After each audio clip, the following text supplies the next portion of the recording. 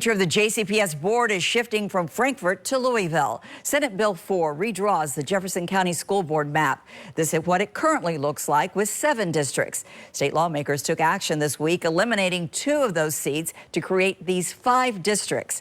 Madison Elliott spoke with board members and education leaders about the changes. Madison. While some school board members could and will lose their seats on the board, some told me this was the best possible outcome for the school district, while others say they don't think the change is needed.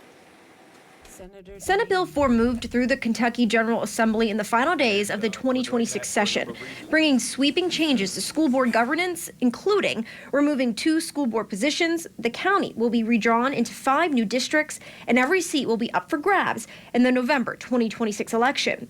But not all Louisville lawmakers were on board with this bill. It is a serious matter when we mess with people's representations and the way it is distributed. Earlier versions of the bill included adding 2 members appointed by the state treasurer. Board member James Craig says lawmakers were also considering more extreme options, like Senate Bill 114, which would have created an entirely appointed board.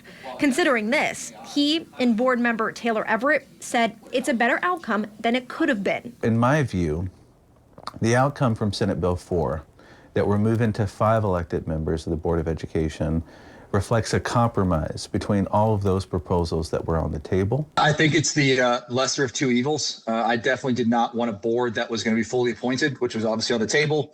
I actually thought it was a good idea to have the 2 appointees with the 5 elected. But if we're going to end up with something and it's all still elected people, I'm happy with it. Craig says he's more worried about Senate Bill 1, which also cleared the legislature this week. It shifts authority to the superintendent, requiring a 2/3 board majority to override decisions. In my opinion, it doesn't work well with the compromise that was reached in Senate Bill 4. The Kentucky Education Association says they supported the original intent of the bill, which applied to principal training, but they don't support the recent changes. Because ultimately, I think it takes people away out of the process. Representative John Hodgson, who supports the changes, says this puts the district in line with the size of other boards across the state. Hopefully, smaller board, new blood.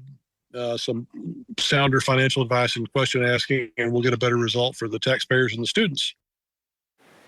I also spoke to board member Gail Logan Strange over the phone today, and she called this bill disappointing. Superintendent Dr. Brian Yearwood commented on the bill yesterday, saying governance structures must be stable. The governor can veto this bill, but Vicki, the Republican supermajority, they also have the ability to override that veto. Okay, so let's say this bill becomes law. When will it take effect? So there's an emergency clause in it, meaning it can take effect immediately upon it becoming law rather than waiting the typical 90 days after the session ends. All right. Thank you, Matt.